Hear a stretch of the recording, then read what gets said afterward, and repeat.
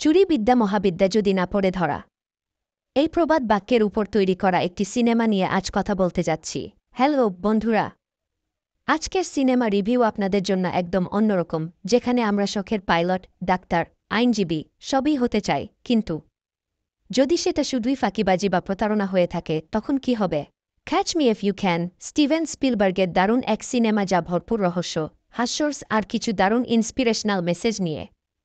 তো চলুন শুরু করা যাক। মাত্র ১৬ বছর বয়সী একটি ছেলের স্মার্ট এবং অসাধারণ একটা প্ল্যান, আর তার সাথে একটা টুইস্ট, এই হচ্ছে catch me if you can সিনেমার মূল কাহিনী।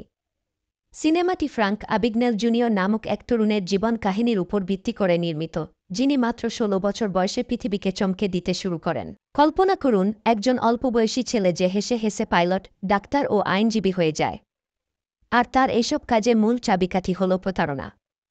মজার ব্যাপার, ৭ পুলিশ অফিসার কার্ল হ্যানরিটি তার পেছনে ছুটছে, কিন্তু ফ্রাঙ্কের চাতুর্য এবং কুটির মনোভাব তাকে বারবার ফাঁকি দিয়ে চলে যায়। সিনেমার পুরো জার্নি একদিকে যেমন রোমাঞ্চকর, তেমনি ভীষণ ইন্টারেস্টিং।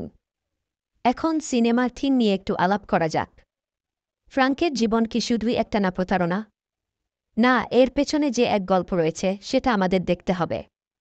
পরিবারের বিচ্ছেদ, মানসিক চাপ, হতাশা এসবই তাকে এই পথে ধাবিত করেছিল।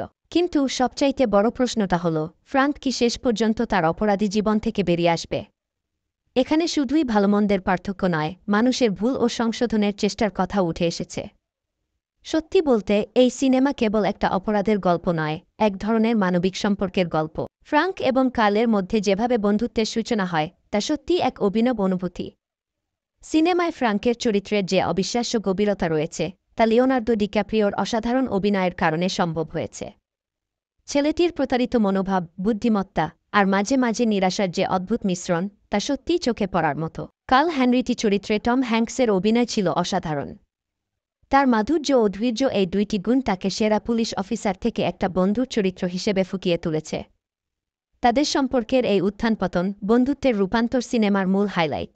স্টিভেন স্পিলবার্গের অসাধারণ পরিচালনায় ক্যাচ মি ইফ ইউ ক্যানের সিনেমাটোগ্রাফি এবং সঙ্গীত আপনাকে একেবারে সেই সময়ের পরিবেশে নিয়ে যাবে। ৬০-এর দশকের ফ্যাশন, বিমানের টিকিট, শহরের গলিগুলো সবকিছু এমনভাবে উপস্থাপন করা হয়েছে যেন আপনি নিজের চোখে সেই সময় দেখতে পাচ্ছেন। আর জেফ্রি বেম্বলির সঙ্গীত সিনেমার মেজাজের সাথে পুরোপুরি মিশে গেছে। হাস্যসাত্মক দৃশ্যগুলোর মাঝে মিউজিকও যেন আরও মজা যোগ করেছে। আসল প্রশ্নটা হলো, এই সিনেমা দেখে আমরা কি শিখলাম? শুধু একটি অপরাধী জীবনের গল্প নয়, catch me if you can সিনেমা আমাদের শেখায় মানুষের জীবন যে কোনো সময় টান নিতে পারে, কিন্তু সেই টানের মধ্যে থাকে প্রতিশ্রুতি, পরিবর্তন এবং শিক্ষা। একজন অপরাধী যে কখনো ভাবতেও পারেনি তার জীবনে একজন ৭ পুলিশের সঙ্গে বন্ধুত্ব হবে, সে মানুষ হিসেবে নিজেকে চিনবে এবং জীবনকে নতুন করে সাজাবে। এটি একটি কালোত্তীর্ণ সিনেমা, যাকে দোষে দোষ দেওয়া যায় চোখ বুজে। পছন্দের অভিনয়, চমৎকার গল্প, হালকা রোমাঞ্চ এবং গভীর মানবিক সম্পর্কের নিখুঁত মিশ্রণ, এটি একটি নিঃসন্দেহে দেখার মতো ছবি। তাহলে বন্ধুরা, আশা করি সিনেমাটি নিয়ে আমার আলোচনা আপনাদের ভালো লেগেছে। যদি আপনারা এই সিনেমা না দেখে থাকেন তাহলে একবার দেখে ফেলুন। এটি শুধু একটি মজার গল্প নয়, বরং জীবনের অনেক গুরুত্বপূর্ণ শিক্ষা দিতে সক্ষম। আর যদি আপনি আগে থেকেই দেখে থাকেন তাহলে নিচে মন্তব্যে আপনার অভিজ্ঞতা শেয়ার করুন। জানিয়ে দিন সিনেমার কোনো দিকটি আপনাদের সবচেয়ে বেশি ভালো লেগেছে। আর সিনেমাটার ড্রাইভ লিঙ্ক ডিসক্রিপশন বক্সে দেওয়া রয়েছে, সেখান থেকে ডাউনলোড করে দেখে নিতে পারেন।